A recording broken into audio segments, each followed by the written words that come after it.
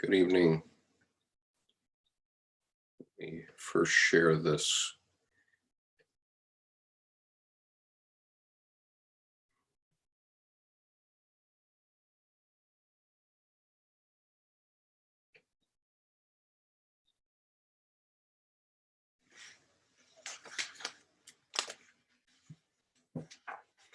So I'm reading tonight from chapter 2 of The Christian Archetype, a Jungian commentary on the life of Christ by Edward F. Edinger.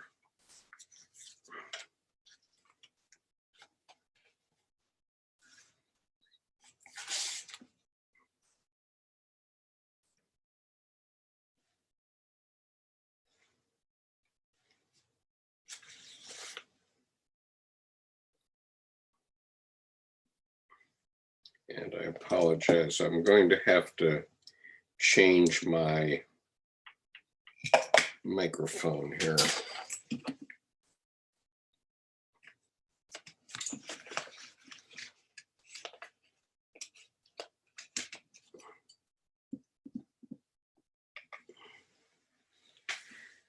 Okay.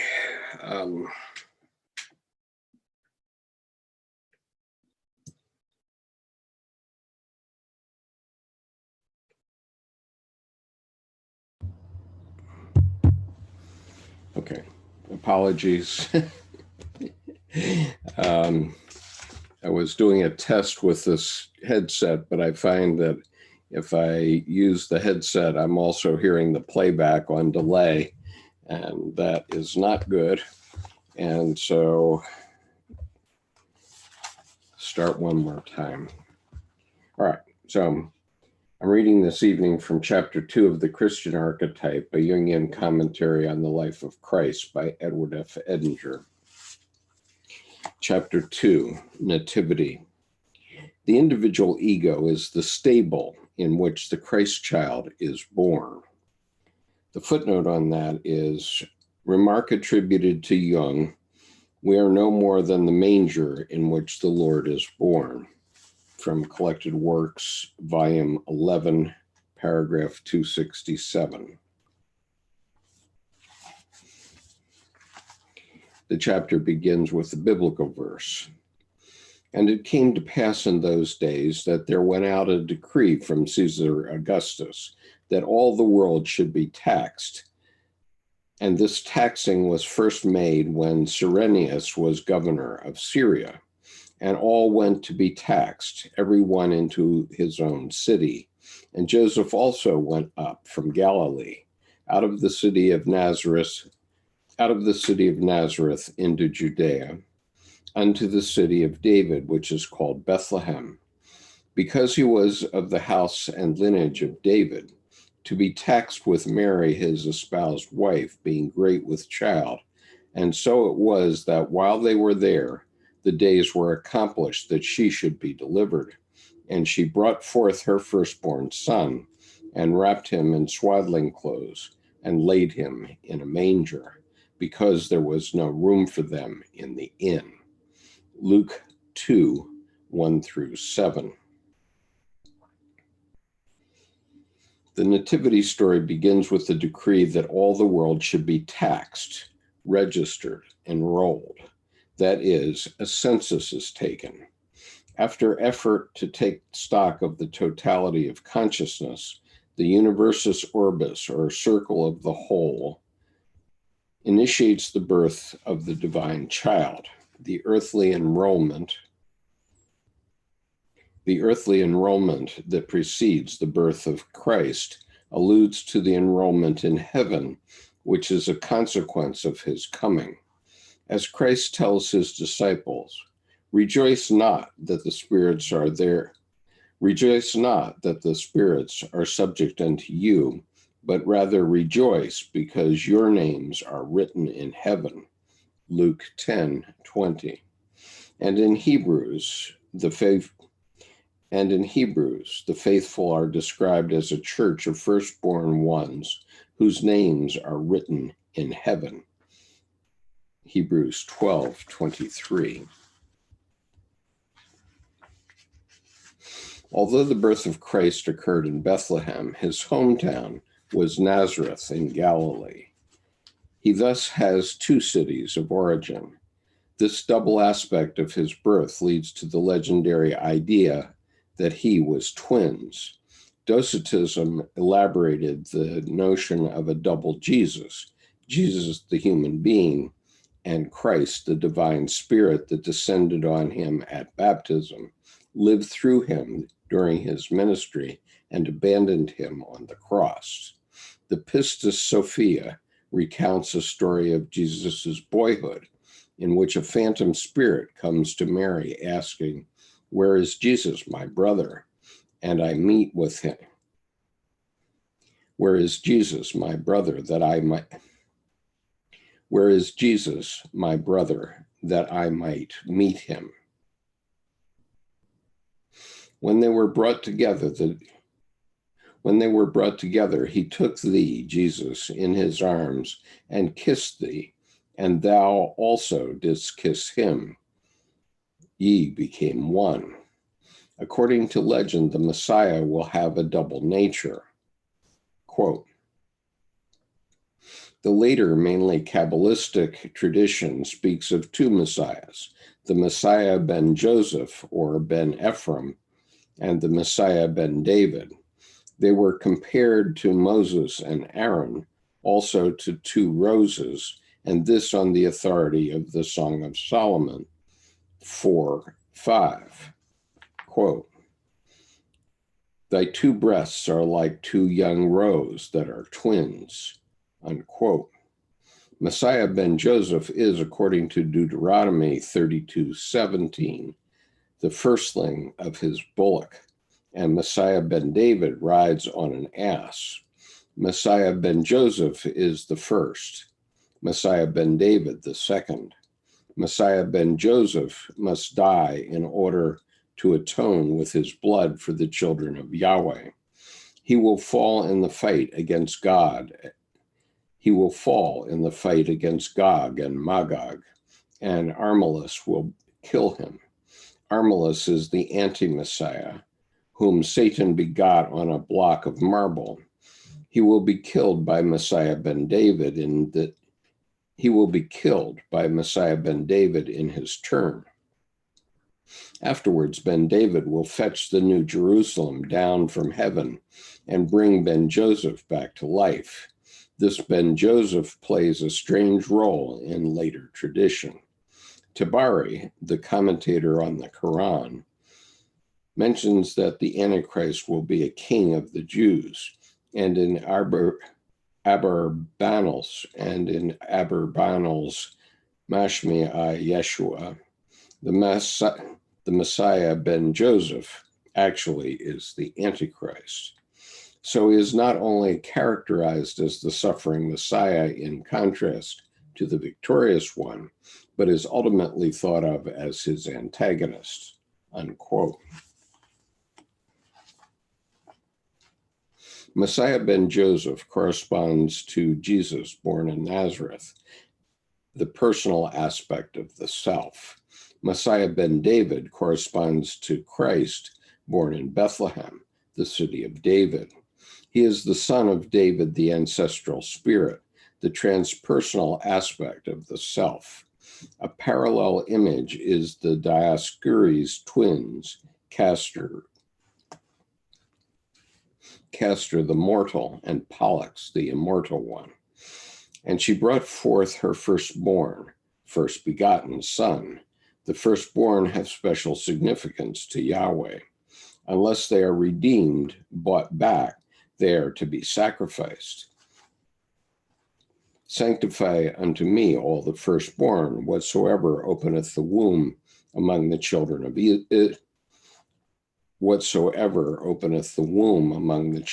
Israel, both of man and of beast, it is mine.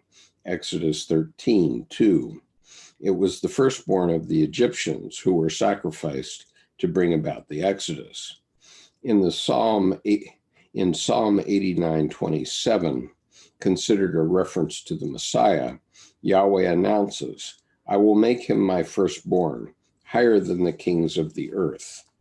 Paul describes Christ on the one hand as pre-existent, the image of the invisible God, the firstborn of every creature. For by him were all things created. Colossians 1:15 and 16. And on the other hand, as a mortal man, who died and yet was resurrected as the firstborn from the dead. Colossians 1:18. In the latter capacity, he is the firstborn of many brethren. Romans 8:29. Who will make up a church of the firstborn, whose names are written in heaven. Hebrews 12:23. These references express the paradoxical phenomenology of the self, which is both temporal and eternal, both a sacrificial victim and a ruling king, and which is destined both to die and to be reborn.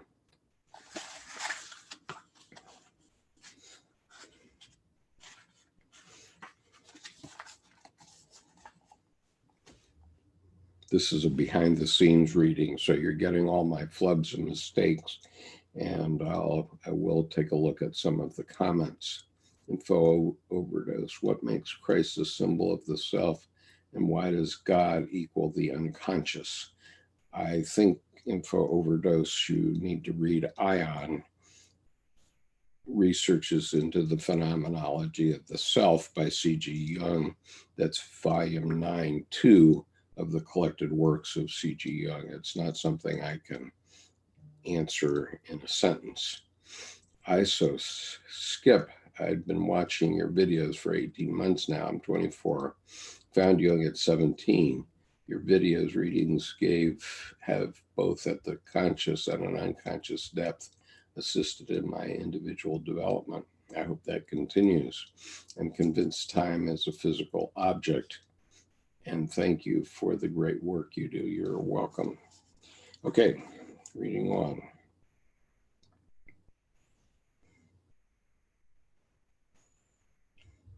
The Christ child was laid in a manger because there was no room for them in. Start that again. The Christ child was laid in a manger because there was no room for them in the inn.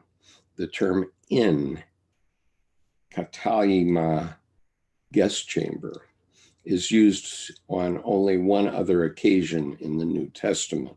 It appears in the parallel passages of Mark 14:14 and Luke 22:11, in which Christ, in preparation for the Last Supper, sends disciples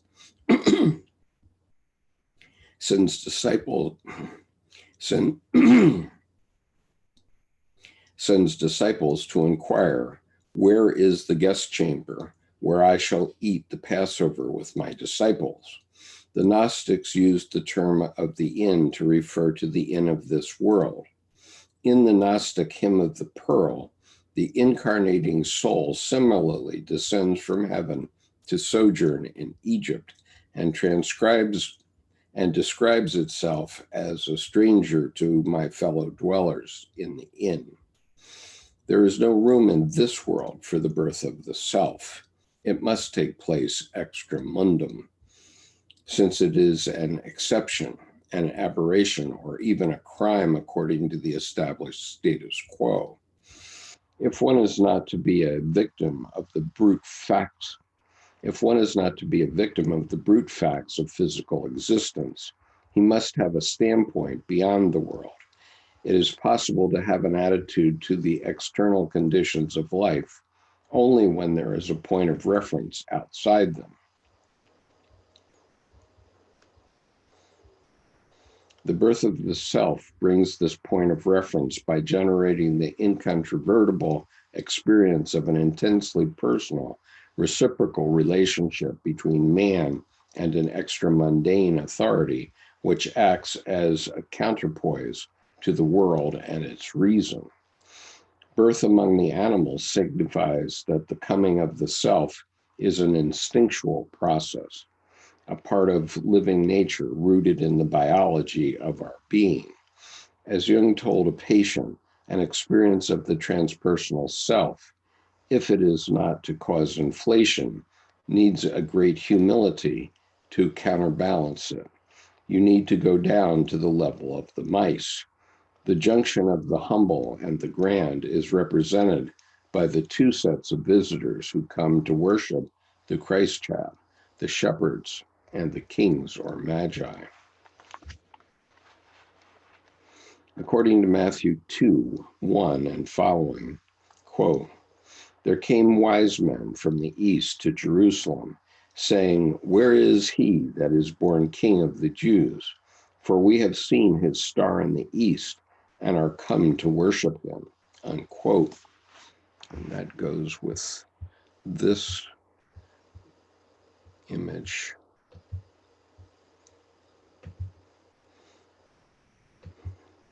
This is an image called The Adoration of the Magi and the Crucifixion. It's an ivory diptych, which is owned by the Metropolitan Museum of Art.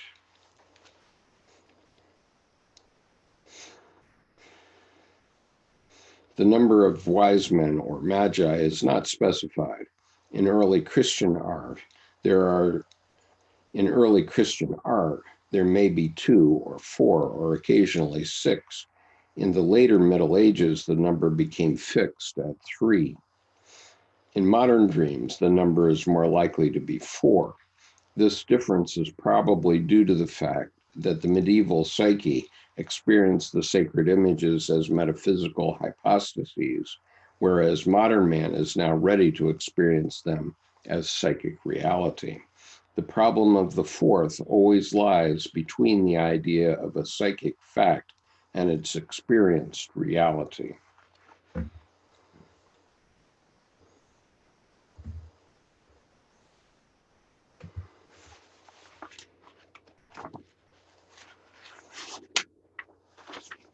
Only one more page. The church fathers associated the nativity star with the star of Jacob, mentioned in Balaam's prophecy. Quote, there shall come a star out of Jacob, and a scepter shall rise out of Israel, and shall smite the corners of Moab and destroy all the children of Sheth. Numbers 24:17. As Jung points out, quote, since olden times, not only among the Jews, but all over the Near East, the birth of an outstanding human being has been identified with the rising of a star. Always the hope of a Messiah is connected with the appearance of a star. Ignatius of Antioch says of the nativity star, a star shone forth in heaven above all that were before it, and its light was inexpressible, while its novelty struck men with astonishment, and all the rest of the stars, with the sun and moon, formed a chorus to this star. It far exceeded them all in brightness.